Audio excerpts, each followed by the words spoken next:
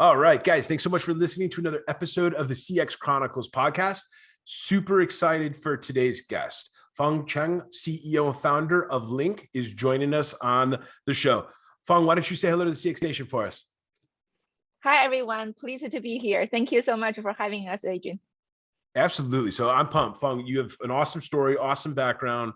And then more importantly, I think this is what you're probably excited to talk about too. You and your team at Linc are doing some pretty incredible things on the customer experience, customer success side of it. So why don't you start off today's show, set the stage, give us a couple minute background in terms of how did you get into this whole world? What were some of the stepping stones or the early experiences that you had along your own customer focused business leader journey? And certainly give us a sense for how you actually started Linc and how this idea came about, where you now have this awesome business that's serving all these customers across the world right now. Absolutely. Happy to. Really like my journey in customer experience, it really starts as a consumer. I shop, especially as a female founder, I shop not only for myself, but also for my entire household, my husband, my kid.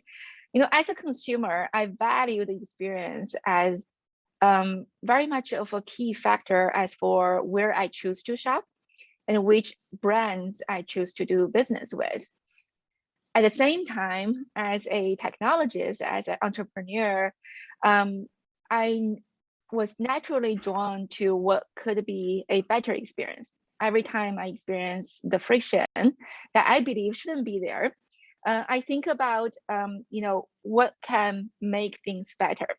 Now, that combination perhaps inspired me to really build Linc, a platform that helps the world's leading brands to actually push forward on what best-in-class customer experience really means by specifically leveraging AI and automation. Since the founding of Linc, our business has grown tremendously, not just through devoting our own intellect and work to the vision of a better customer experience, but also through learning from our customers. Our customers are brands that devoted, years way before the whole wave of digital CX or CX automation starts, and they deeply love their customer. They have their own wish list of what they could offer as a better CX. So we understand, their CX frictions and challenges, and give them the power of our platform's ability to bring to the world actually the best digital CX that consumers love.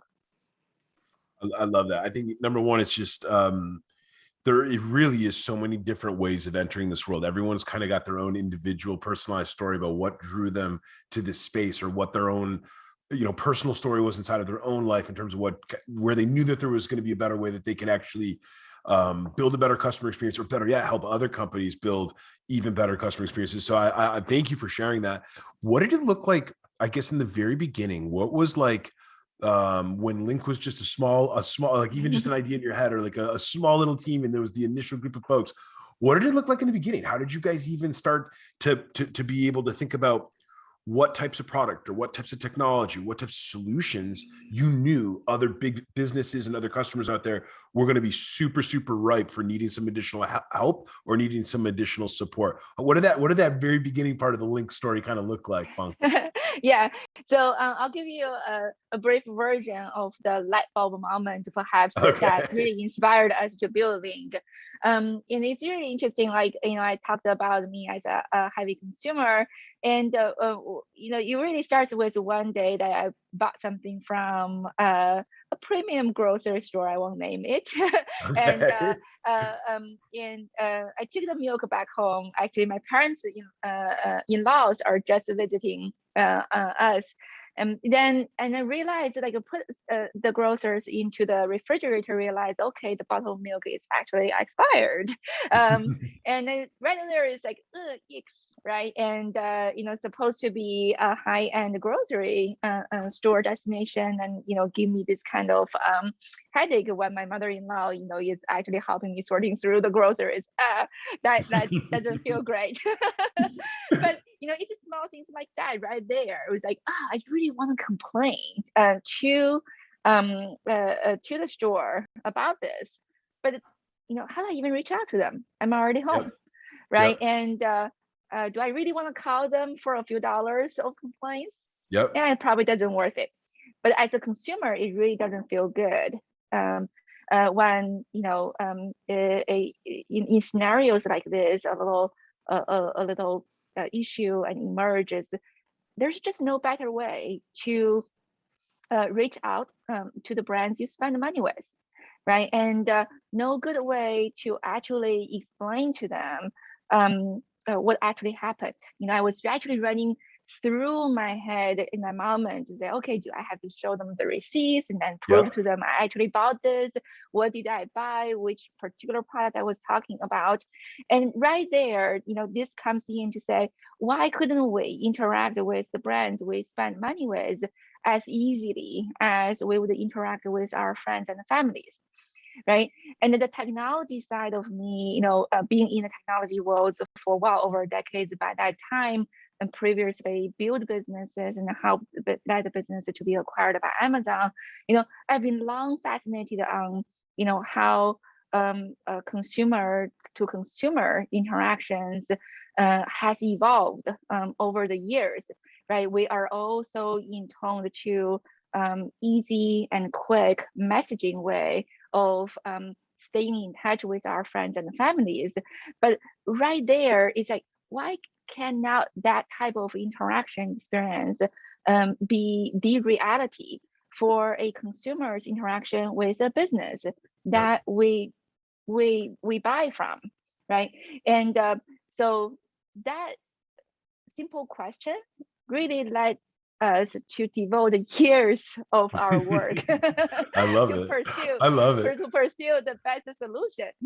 And then when you really peel the onion, how do you actually deliver a almost a concierge style assistance experience to the consumer, right? Through channels like asynchronous messaging, like chat, Yeah. right? And that become way more complex, a challenge.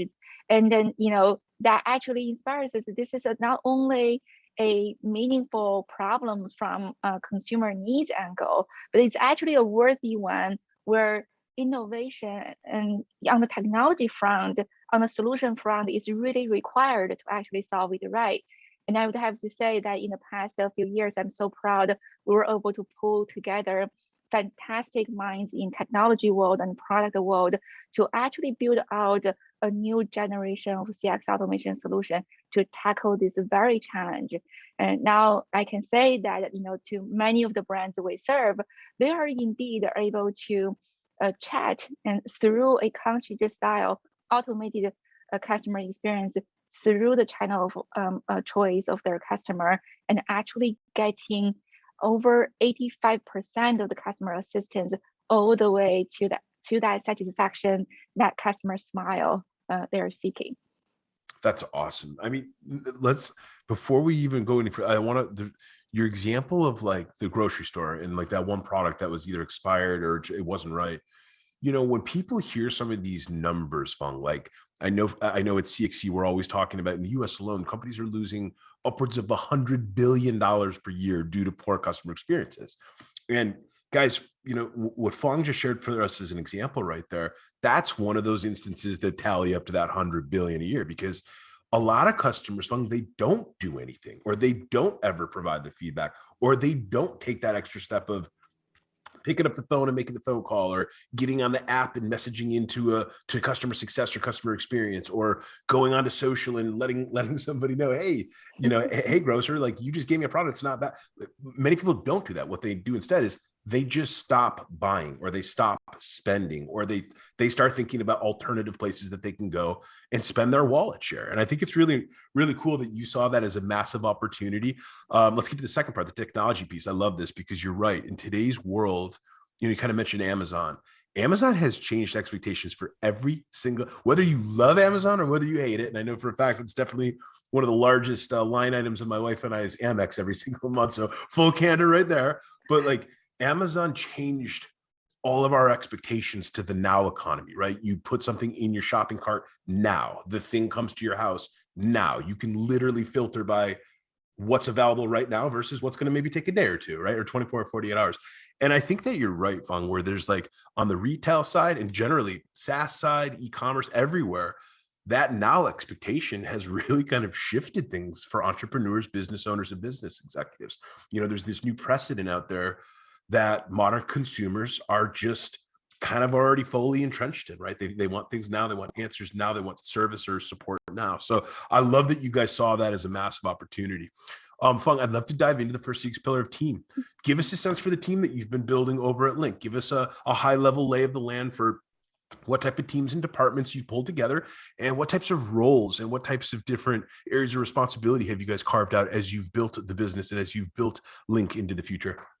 Yeah, absolutely. So, it's interesting, like our product is a product that helps our clients to serve their customers better, right?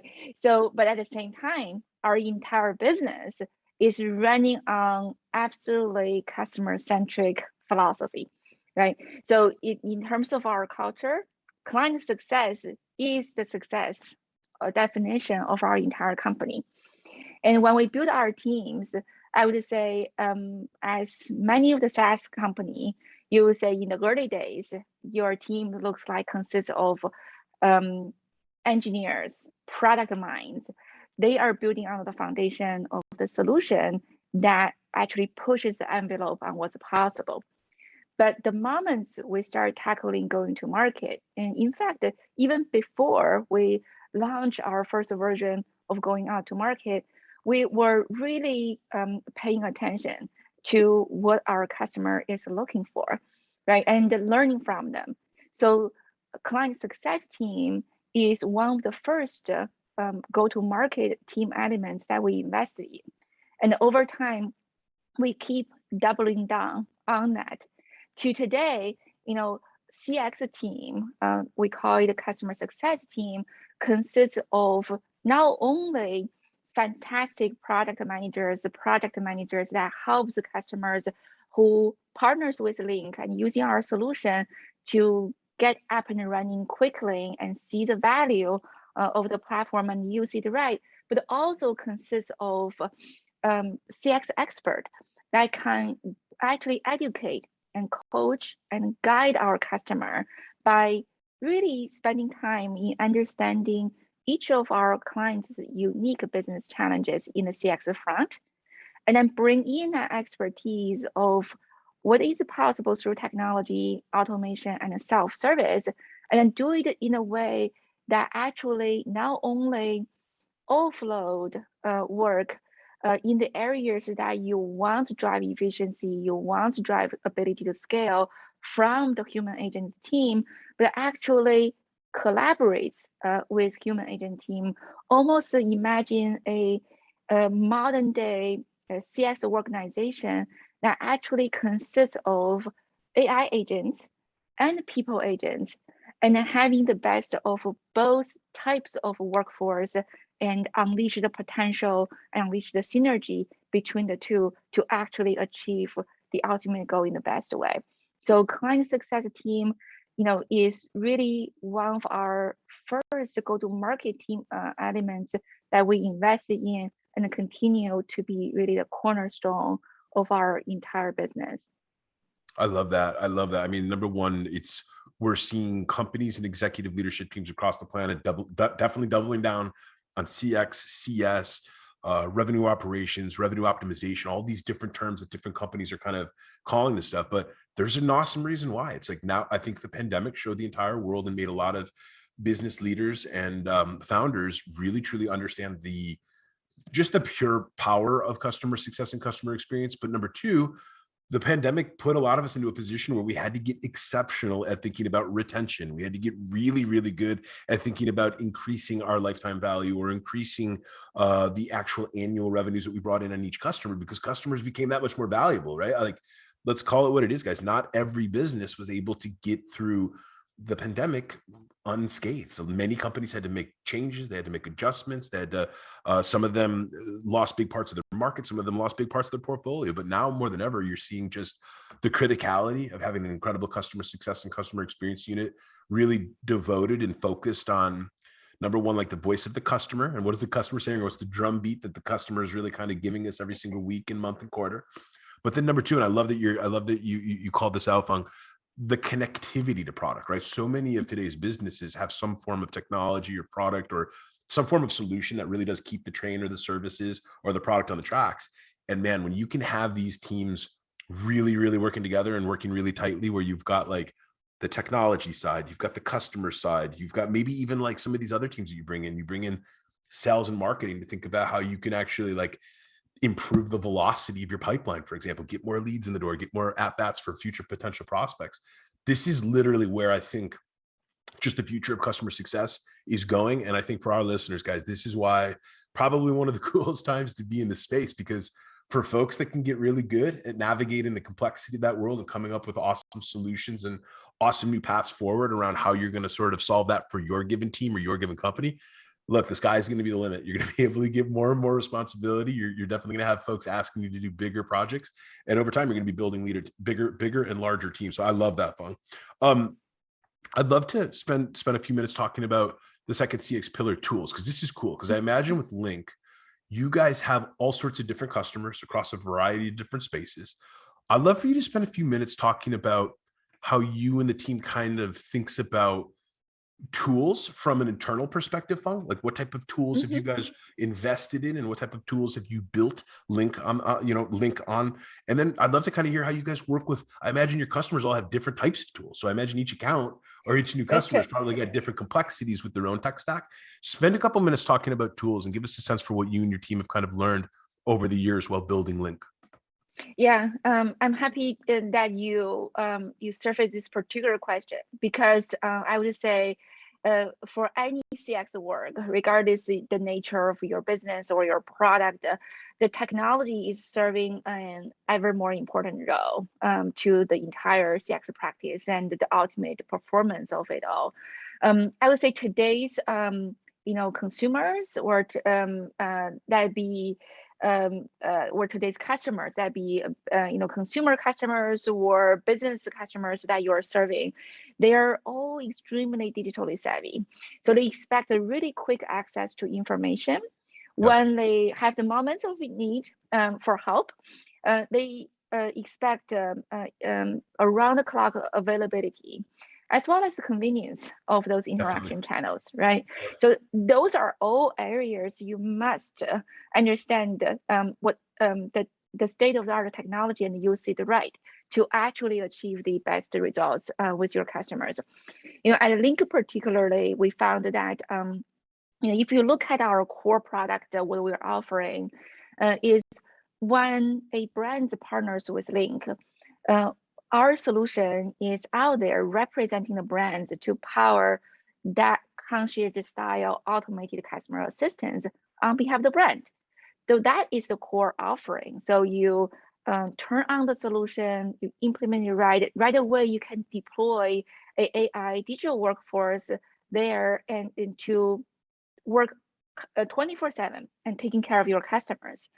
But we found that for our business to be successful, for our clients to truly use the platform right and to its full potential, we need to build additional tools and functionalities that give visibility to our clients.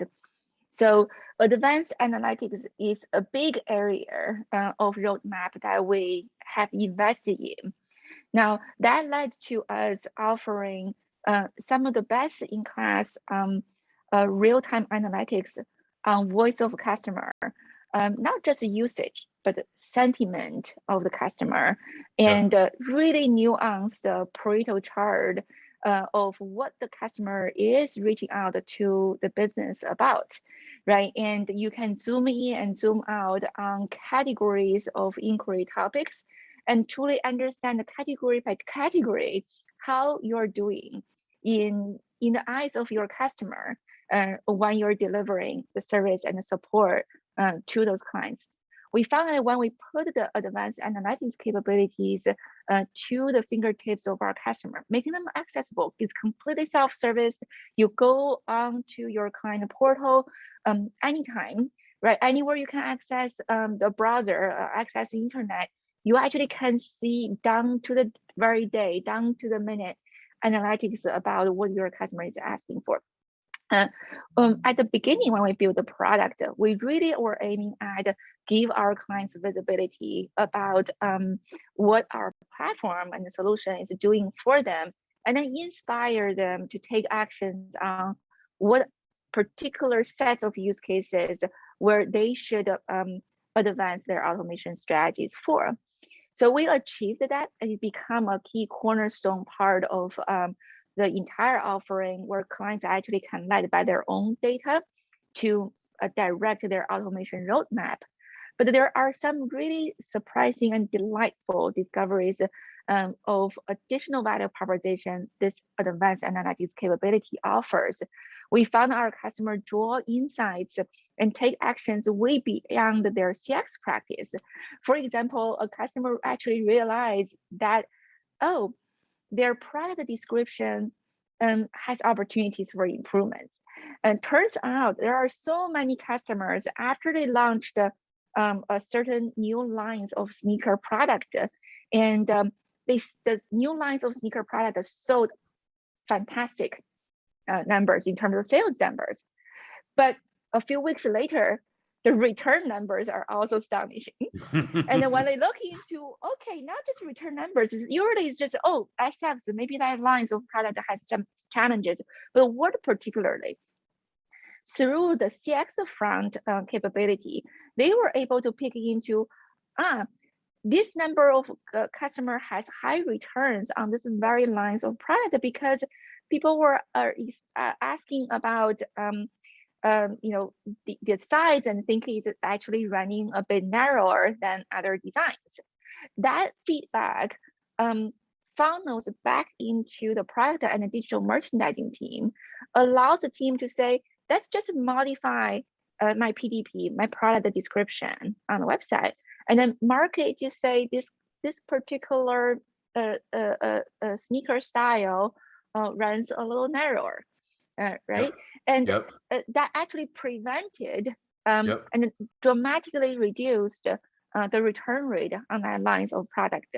Examples like this trickling down to, actions you can take from warehouse operation perspective, actions you can take on product design side, actions you can take on your digital experience can make certain information more visible that you may not have thought about. Those information are actually critical for your customer to make buying decisions, or otherwise they may lead to things like high return rates, etc. And we found that when you actually utilizing the tools right, and then it's truly empowering for the entire organization across multiple fronts of the business lines. I love that. I mean, tons of awesome ideas right there, Fang. I think one of the first things that you made me think is, look, depending on what stage of a business life cycle a company is in, whether they're, a brand new scrappy little startup, or whether they're a mid-market company, or whether they're an enterprise company, I would argue many of those companies still struggle to be able to get a crisp, clear view on depending on how much inbound feedback they get. A lot of companies, it takes them a long time to get clarity around what types of tags, or what types of compartmentalized buckets, or what types of specific focus areas. And this can take some companies years to think about how to get really good at building those reports and socializing them around the business. I think smaller companies oftentimes, or newer companies, especially with growth focused startups, right? They oftentimes miss the gold that even if you have a small volume, maybe you're getting 100 pieces of feedback a month, right?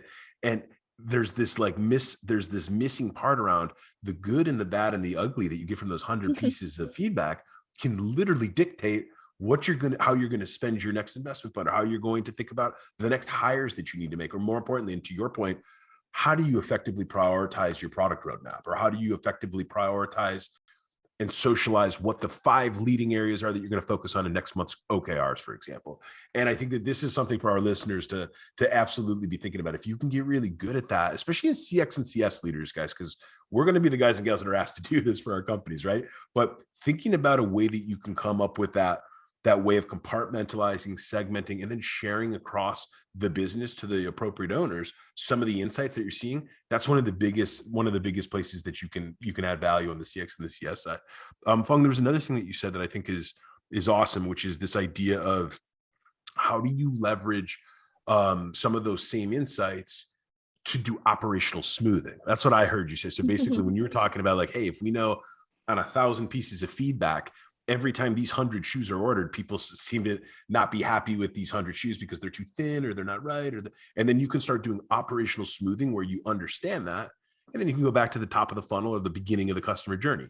How do you add updated expectations? How do you add maybe beefed up product descriptions where you really set that bar very, very clear that these are thin shoes. You will not like these if you have wide feet. That's huge. And that's frankly, I think going back to some of the things that we're talking about with just this new modernized expectation for the modern consumer, that type of stuff, they're expecting companies and brands to actually already have thought about some of that. They're expecting companies and brands in the modern world to be able to effectively ensure that customer experience or that specific buying experience is going to be really smooth and really easy. So awesome ideas here, and certainly some really great insights around areas that we could think about. Fang, I'd love to jump into the third CX pillar of process. And we've kind of hit on this a little bit, but I'd love to hear how you and the team at Linc, as you've built your customer portfolio, as you've grown the business, built the team out to be larger, how have you guys thought about wrangling or managing your process or your living playbooks as things have changed? And everybody knows that companies have, pivots and changes and twists and turns, but how have you and your team sort of managed process as you've scaled the business? Yeah, another fantastic question. I would say that the especially for a fast-growing business, you won't be able to today's process may not apply to tomorrow's business, right? So when you look into processes, you almost want to spell out what the ultimate principles that you want your business across departments to be aligned on, right? And then so that your lieutenants, your not just your management team, your goes down to every individual employees on every day of their lines of work, they actually can help the business to make the right decisions and discover process gaps, and then develop process gaps when they really understand what success looks like for the business. For us, we really believe that all teams must own CX, right? And this is like CX is not really a siloed in one team area. Accountability and ability to actually impact and improve CX is really woven into the DNA of the entire organization. And that means if a customer success team here were experience in a repetitive way of certain frictions of supporting customers or meeting their inquiries, that should really funnel through seamlessly to the product team. And the product team, because of that customer centricity mindset, they will right away be aligned with customer success, but through their angle to say, how do we solve that problem better? Is there a product opportunity, right? And where we could push our roadmap forward to make this easier for our customers, easier for our client success team to support our customers. And it's very hard to actually instruct all detailed process for a fast-moving business. We must build a culture that ingrains this kind of customer-centric mindset down to every functional areas, and then you will be pleasantly surprised how much the process side of the things can evolve quickly and shaping itself and adapting to that need when people across these functions deeply understand what CX and client success truly means.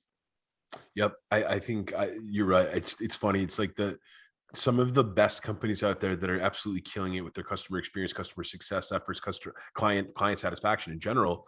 You're right. Bringing or having that connectivity or that conduit to your product side, I would argue, is absolutely paramount, because there's things that our friends on the product side of the business, they can see that maybe from like, if, look, let's call it what it is. If we're expert at managing customer communications, managing accounts, managing all the things that go inside of a customer success manager's day to day, we're technically inclined, but there's certain things that we might not be able to see. So you're right. If you can start to bring your product closer to some of the challenges that you continue to see, where like, 20% of the time, or 80% of the time, these 20% of these things keep presenting themselves as a problem. Boom, there's an opportunity to get product involved and think about if automation or product refinement, or even product, I would argue sometimes too, it's just product awareness and product usability education is another piece to this, because sometimes our friends in product absolutely built it properly, but maybe we need to spend a little bit of extra time thinking about, how do you educate that? How do you socialize the user? How do you get the user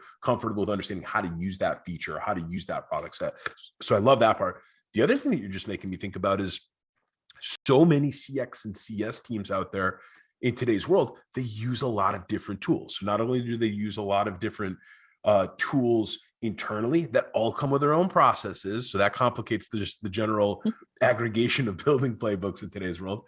But the other thing too is they're working with customers that have their own toolkits and they have their own processes. And I've certainly found the same thing along my own journey, where like the closer you can bring product to your CX and your CS side, or another way of thinking about it, the more you can create some potential resources for your CX and your CS team to leverage when and where they need it. That's one of the easiest ways to keep a pulse, or keep a little bit ahead of what some of the prime opportunity is for your business to be thinking about building, especially when it comes to process and playbooks and constantly tinkering with how you have to update this stuff. Because you're right, these businesses change every day, every week. There's always new learnings. There's always new customer needs or customer expectations. And that process area is really where you can kind of unpack and constantly keep a pulse on sort of how your internal and your external users need to think about it. I love that. Awesome ideas. Fang, I'd love to jump into the fourth CX pillar of feedback. And this is always one of my favorite ones, because I just love hearing how companies and how different customer focused business leaders sort of unpack this question. But I'd love for you to spend a minute or two talking about how you and your team actually collect and then act upon your customer feedback. And then I'd love for you to share some ideas around how you leverage some of your employee-based feedback to grow the business, to grow the portfolio, and to refine the product as you guys scale. Yeah. So it's there's so much to say about feedback, and I think this goes back to the entire foundation of CX is voice of customer. I think that really should be the mindset. That's the North Star, or we're looking for. That's how success is measured, when we know our customers are happy about the experience.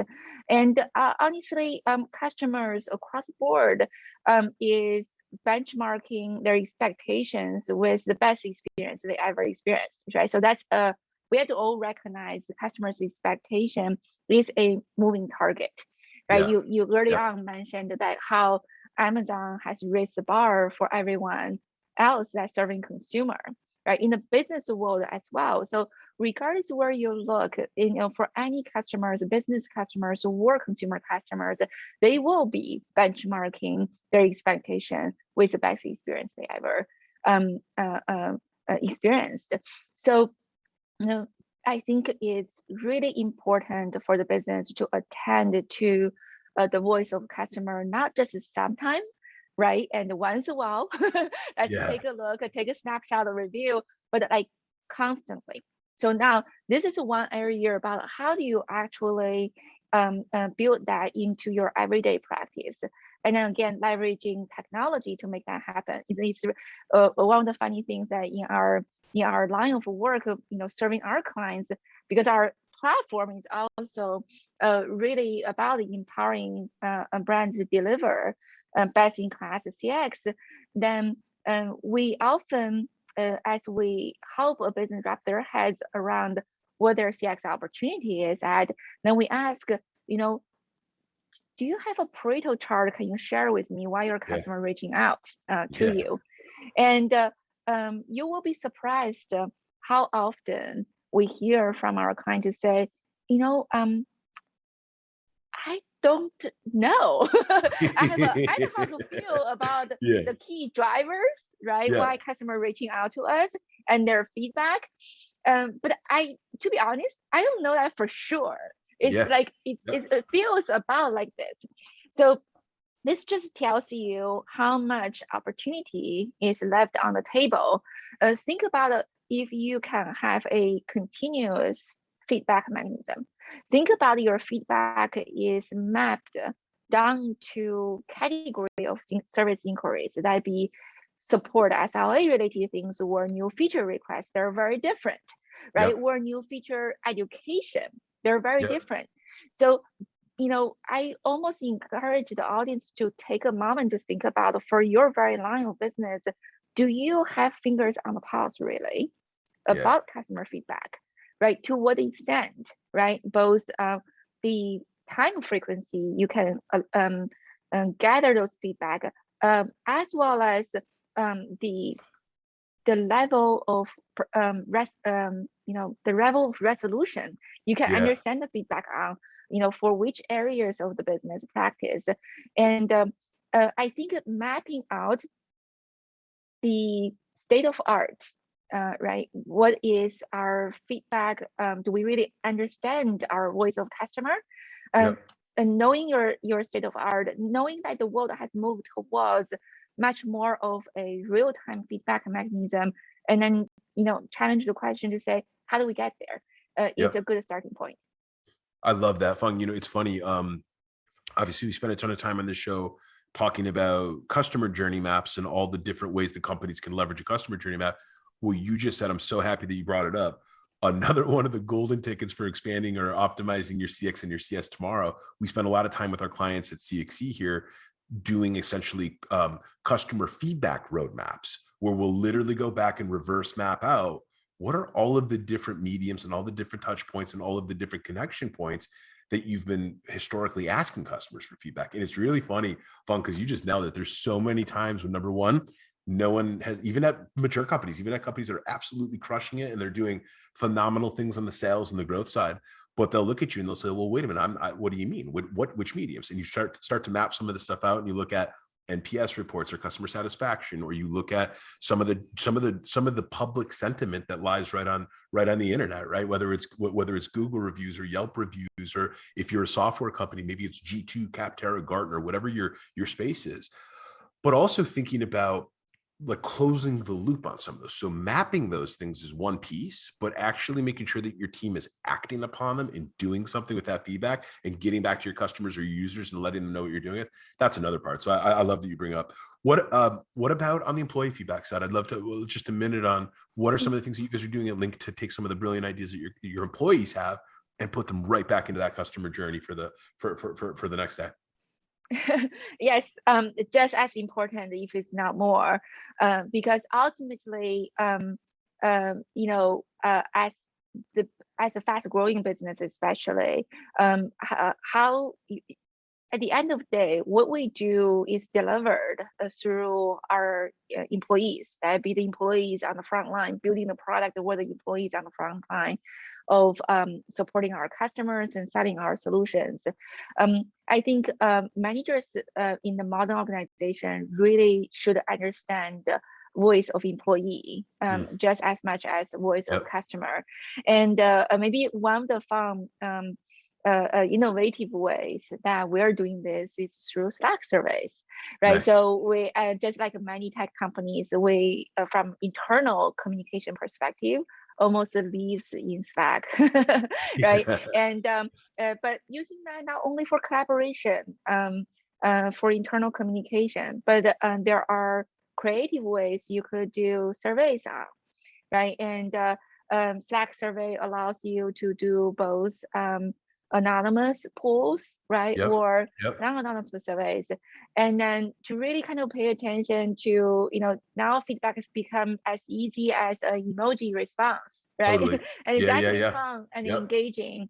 for your Yep. customer. So think about those nimble approach to do it, and not just to say I have to have a big HR team to design out a multi-page long employee survey. Let's do it once a year.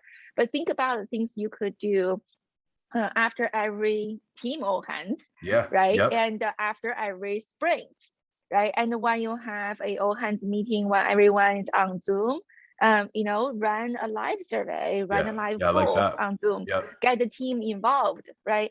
I think that's so important these days, especially as we're all adapting into remote or hybrid work style. You don't get to see how John is now feeling right. It seems to be a little off today. What's going on? Something happened in his personal life or something happened to work. You don't always get to see that now because you're not necessarily all under one roof in a physical location. And I think just be creative in leveraging some of these modern tools and knowing that actually they can be used for employee survey and having a mindset to be curious about what is my voice of employees, very important. I love that. VOC plus VOE equals your ability to grow and scale into the future. It really is. It's a huge opportunity. Fang, this has been absolutely awesome. Incredible insights and awesome. Thank you so much for sharing your story. Before we wrap up, where can people find out more about you and where can people get in touch with you? And most importantly, where can people get in touch with your team at Linc so that they can learn more about what you guys are doing for your customers today? Yes, find us at Linc with a C.cx. And we are always up for a great conversation about CX.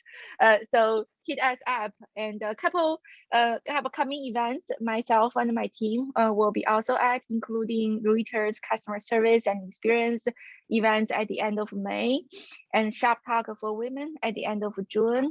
Awesome. So hit us up if you're coming to those events.